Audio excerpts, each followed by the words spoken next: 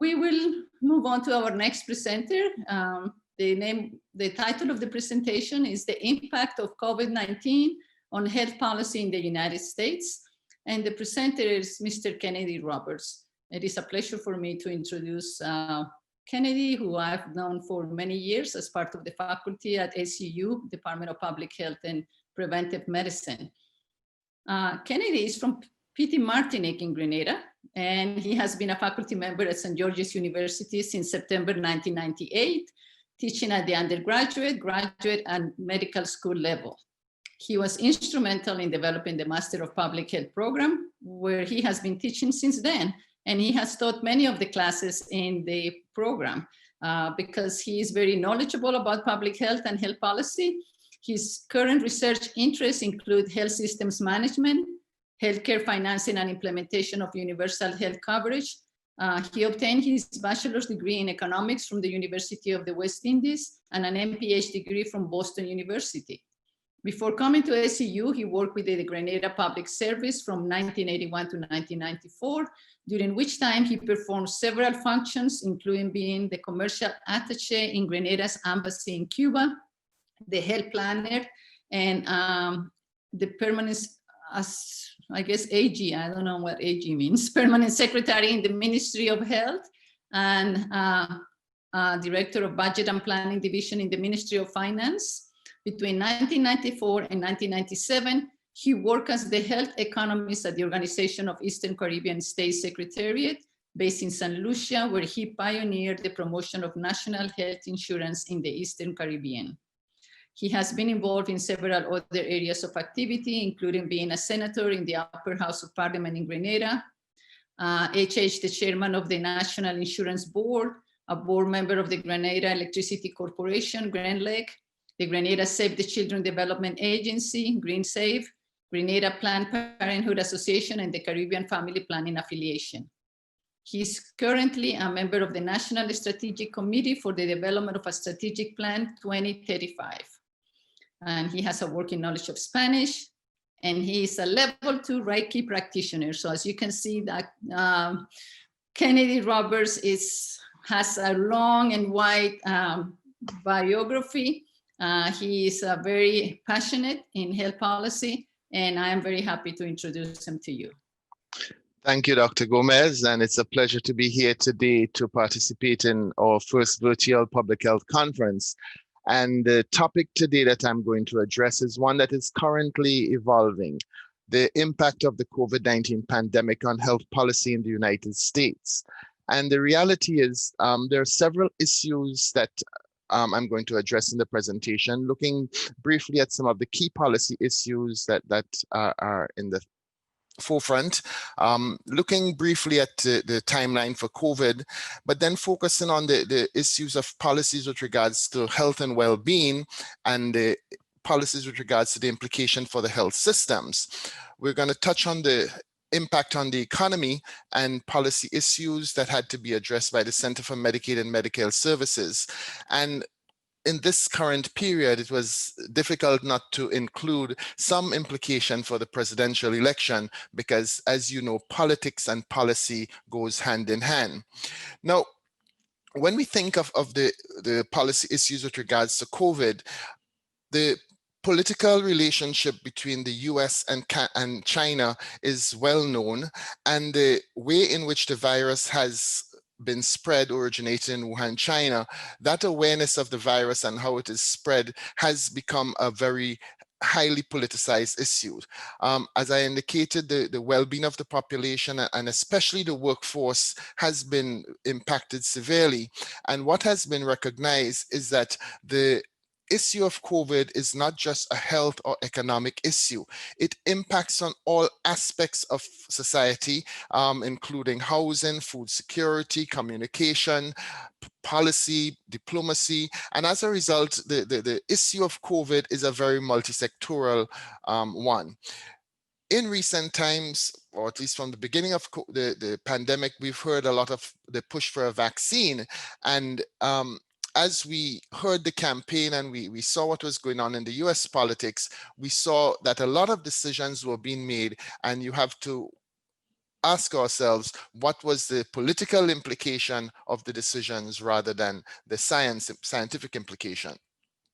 Now, this briefly shows and highlights the flow of COVID over the last several months, and we're fairly familiar with a lot of the details, but I wanted to highlight the fact that from early as January, when the CDC was notified by the Chinese health authorities about COVID, the Department of Health and Human Services was briefed and informed, and the President of the United States was given a detailed briefing in which he said publicly that he recognized, that he was informed that this virus is much more deadlier than the traditional flu, and it was an important issue that needed to be addressed at the national level. However, we've seen that what happened officially was not consistent with that information.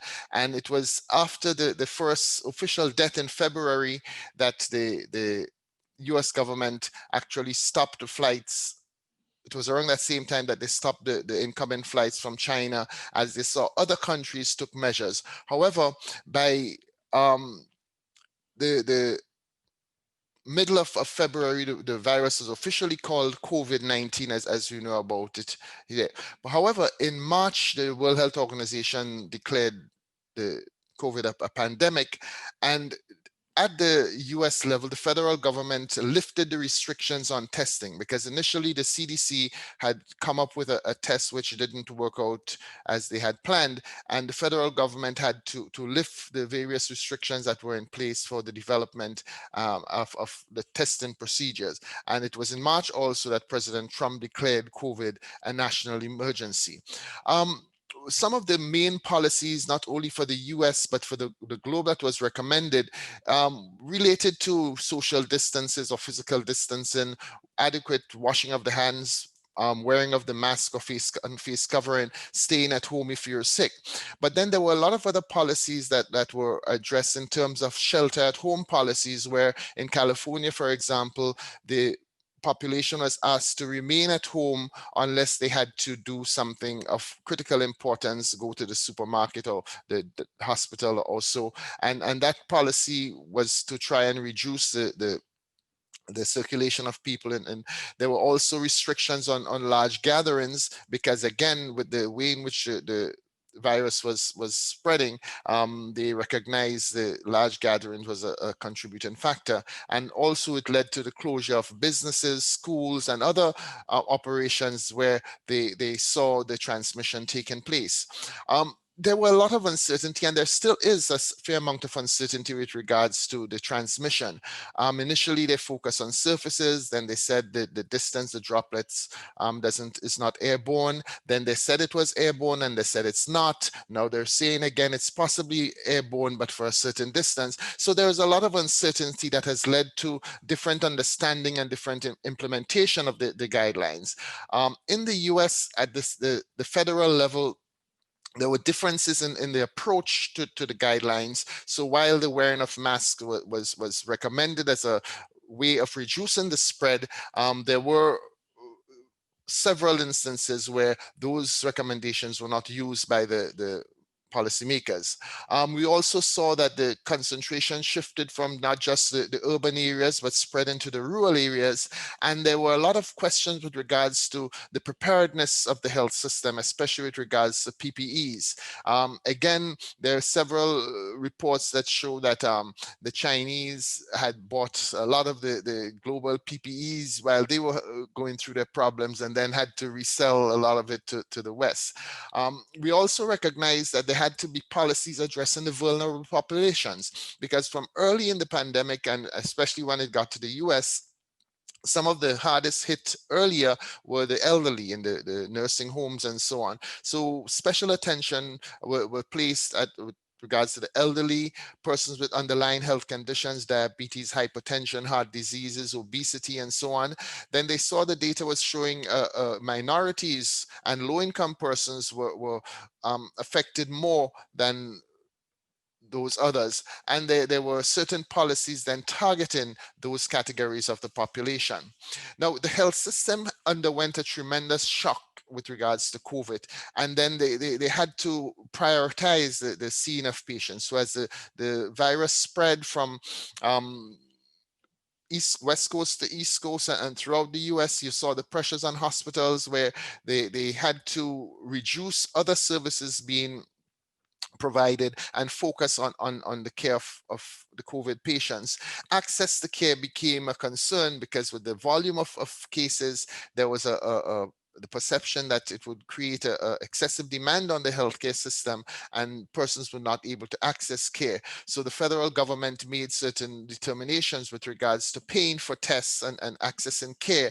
And as a result, they removed that initial payment for tests and COVID-related procedures. The category of persons that were also affected disproportionately was the impact on health workers. Being in the front line of the epidemic, the issue of adequate PPEs were raised. Then there were concerns about people working on the front line and their family, they're going home, having to expose their families to the potential risk. A lot of organizations made arrangements with the private sector, hotels and so on, for their staff to stay there. Some of them arranged daycare facilities for the kids of the workers to be addressed. The issue of mental health is also a burden issue, and hospitals and so have to be looking at the issue of their workers with regards to stress and burnout and anxiety, because they saw after several months that it began to take a toll on the workers. So organizations like the American Medical Association have set up programs where the physicians and so can receive training, receive care, receive assistance in terms of addressing these issues. The Center for Medicaid and Medicare Services had to make some drastic changes in their operations. And the first area where a lot of changes took place is with regards to telemedicine. Now, telemedicine was on the books, yes, and it could have been used in selected cases. However, the COVID pandemic resulted in the waiver of limitations on telemedicine, and that became the dominant way of providing care. And as a result, with the restrictions put in place, a lot of access took place over through telemedicine. The Medicaid and Medicare services also ensure that the payment to providers remained unchanged, because initially you had to physically go to a provider and access care for them to consider it appropriate and pay a certain amount. But that remained in place, although in a lot of other cases, the amount paid for telemedicine procedures is less than what you would actually receive as compared to the patient coming in personally. One of the other changes were patients can be at home or in other location, even outside of the state borders. And patients were able to access almost any physician, even those that they didn't have an initial relationship with.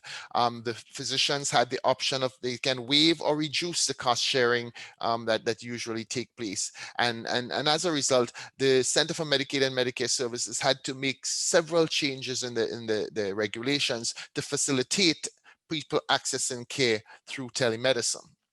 However, the impact of COVID was extremely great, not greatest because the greatest on health, on the economy. And as a result, the federal government established the Coronavirus Aid, Relief and Economic Security Act, which provided a stimulus of over $2 trillion to address the whole situation of COVID. The president also had to invoke the Defense Production Act, which required the private sector to prioritize federal orders. So things like ventilators and PPEs and other components that were needed were prioritized. The Defense Production Act also provided a lot of support to other agencies to continue functioning during the pandemic. They also provided a lot of relief packages to businesses. Small businesses were provided with support for payroll support that they can continue employing persons during that period. And there were several initiatives that tried to stimulate the economic activity, acknowledging what was happening. So for the first time in many years, the 2 quarters of decline in growth of GDP in the US took place. And in the second quarter of 2020, the decline was in the range of 9%, which is the most they've seen since they've been taking records in the late 1940s in that area. And as a result, the economy felt a tremendous negative impact. In the third quarter, there were some signs of increase, and it is felt that some economic activity is taking place. But the impact on the economy has been as a result of a lot of the things like the lockdown, the fact that a lot of people were unemployed, the closure of the school system, the household spending actually declined, and that, as you say, contributed to the reduction in the economy. Industrial production was damaged significantly, so a lot of the manufacturing and so wasn't taking place. The justice system was not adequately functioning, so even the crime situation and the backlog in the justice system was created, and a lot of resources from many sectors was diverted to address the COVID. So at the state and at the federal level, the politicians, the leaders, the policymakers, they had to make some serious decisions with regards to expenditure.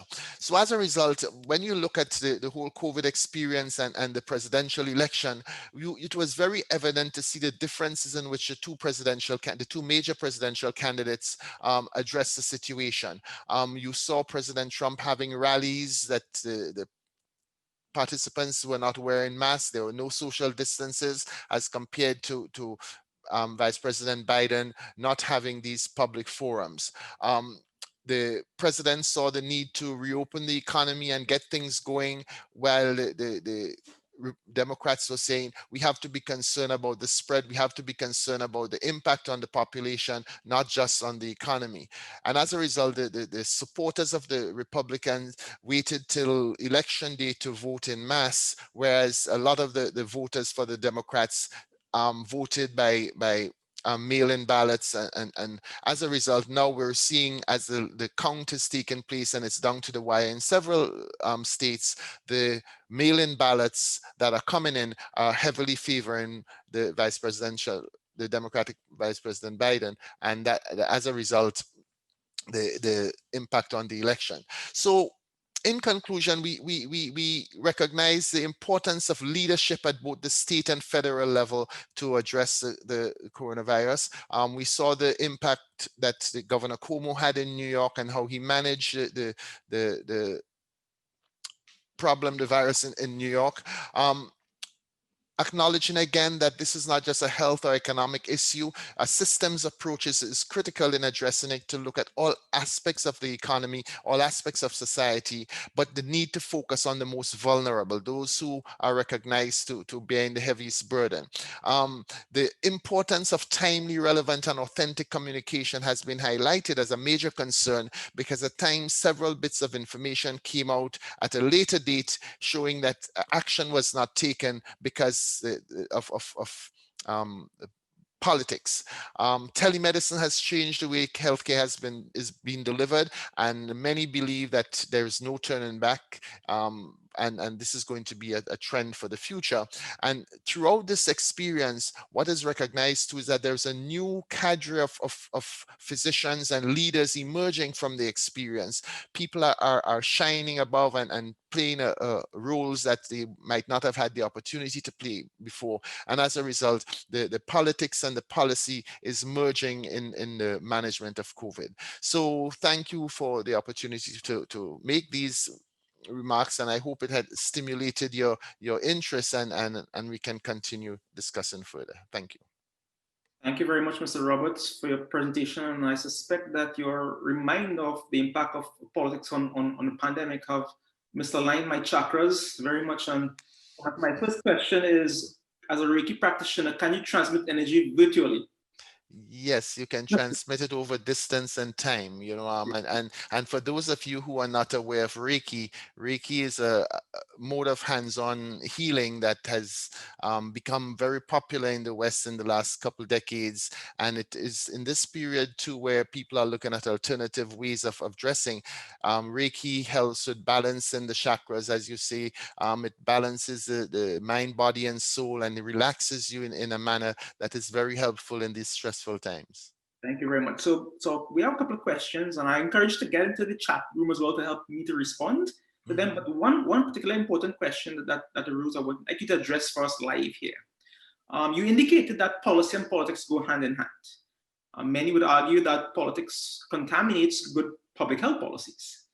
And if you agree with this argument, then the question is, how do you ensure that good public health policy gets enacted, promoted, when political forces may be actively interested in suppressing them? All right, excellent question. And I believe the importance of evidence-based decision making. It is something that has been advocated more and more, and they're recognizing the importance of greater collaboration between academia and policymakers.